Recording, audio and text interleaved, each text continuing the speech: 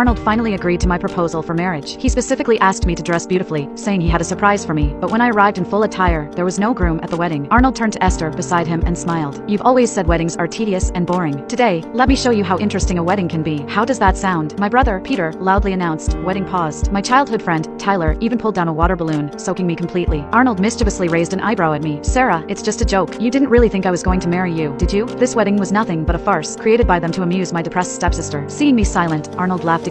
"If you're really so desperate to get married, just pick someone from the guests and marry them." But when I actually walked out with my groom, they panicked. Peter finished reading the vows on stage, but the groom still hadn't arrived. The guests below whispered amongst themselves. I realized this was yet another attempt to embarrass me. Sure enough, Arnold below nonchalantly fiddled with the ring in his hand and turned to Esther with a smile. "Esther, didn't you say weddings are all tedious and boring? Just a couple of vows and a ring and it's over," he said. "Today, let me show you what a wedding can be like." Peter immediately caught on and loudly announced. Wedding paused. Tyler shouted, "Esther, look!"